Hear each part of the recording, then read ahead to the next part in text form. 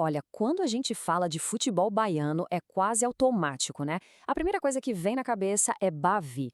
Mas e se a história mais rica, mais fascinante do futebol no estado, na verdade está escondida lá no passado, com clubes que eram os verdadeiros donos da bola muito antes dessa rivalidade que a gente conhece hoje? É exatamente essa a nossa proposta aqui. A gente vai mergulhar numa era em que outros nomes enchiam estádios, sabe? Moviam paixões, conquistavam corações, muito antes desse duopólio se formar. Foi um período fundamental em que a identidade do futebol baiano foi forjada. E não por dois, mas por vários clubes poderosos, com histórias sociais e culturais riquíssimas. Vamos então conhecer esses gigantes. Então, nossa primeira parada é na era de ouro do futebol baiano, lá no comecinho do século XX, quando os verdadeiros pioneiros, os desbravadores, dominavam completamente o cenário. Dando uma olhada nessa linha do tempo, fica bem claro quem chegou primeiro, quem abriu os caminhos. Fluminense de Salvador, Ipiranga, Botafogo, eles não eram só times. Eles eram, literalmente, a base do futebol competitivo na Bahia, bem antes da configuração atual tomar forma. E o ponto é, eles não estavam lá só para participar, não. Eles dominavam. Para ter uma ideia, nas primeiras décadas do campeonato, só o Ipiranga e o Botafogo juntos levaram para casa 16 títulos estaduais. Eram as potências absolutas da época. Mas a história do Ipiranga vai muito além das quatro linhas. Numa era de profunda exclusão social, ele virou o time do povo. Era mais que um clube, era um movimento, um espaço de integração que dava voz aos marginalizados através do esporte. E essa identidade forte atraiu gente de peso, como o escritor Jorge Amado. Essa frase dele, né, captura perfeitamente o espírito do clube. A glória do Ipiranga não estava no dinheiro, estava na sua tradição e principalmente no seu povo. Agora, a história do Fluminense de Salvador tem um contraste muito interessante. Ele pegou o nome e as cores de um clube da elite carioca, só que a alma dele era completamente diferente.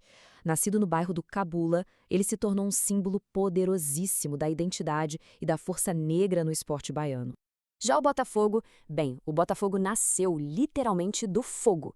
Foi fundado por um sargento dos bombeiros e suas cores, o vermelho e o branco, foram inspiradas diretamente no seu batalhão. É uma conexão bem rara, né? Entre o serviço público e a paixão pelo futebol. Mas como a gente sabe, essa era de domínio não durou para sempre.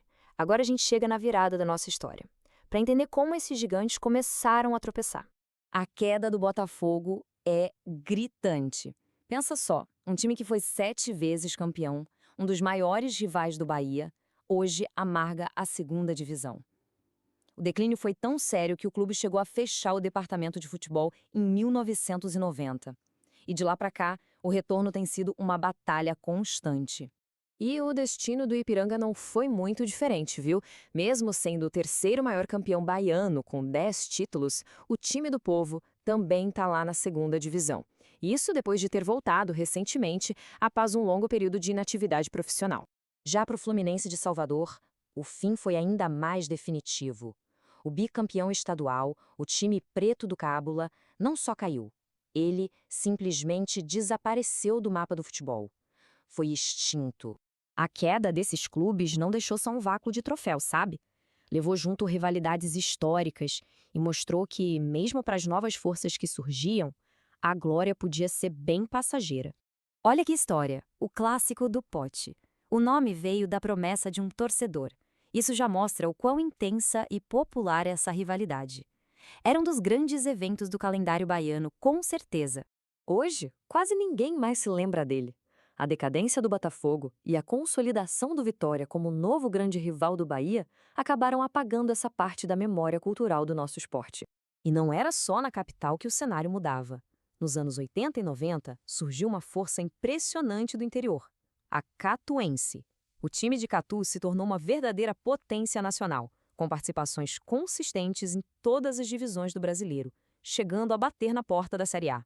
Mas nem essa potência toda que revelou ninguém menos que Bobô, o ídolo do Bahia, campeão de 88. Nem ela conseguiu se manter. A Catuense está fora do futebol profissional desde 2016.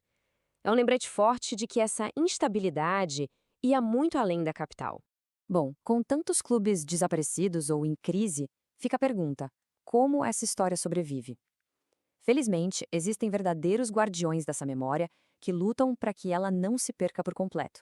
As palavras do jornalista e colecionador Paulo Leandro resumem perfeitamente essa missão. Ele e outros como ele entenderam que preservar essas histórias é, na verdade, preservar uma parte fundamental da cultura baiana. E que legado, hein? Vai muito além dos troféus. Esses clubes foram pioneiros na inclusão social, inspiraram figuras culturais e religiosas importantíssimas e definiram a identidade do torcedor baiano por mais de meio século. É muita coisa. O trabalho de colecionadores como o Paulo é quase arqueológico. Com mais de 300 camisas, ele não está só guardando o tecido. Ele está reconstruindo narrativas, resgatando a memória afetiva e identidade de clubes que o tempo tentou apagar. É um trabalho de formiguinha, uma camisa de cada vez. No fim das contas, a história desses gigantes esquecidos nos deixa com uma reflexão. Porque pensem bem, quando um clube de futebol desaparece, o que mais se perde com ele? Não são só os títulos, né? São as rivalidades, as histórias de bairro, as memórias de família. Quanto da identidade de uma cidade vai embora junto? A pergunta fica no ar.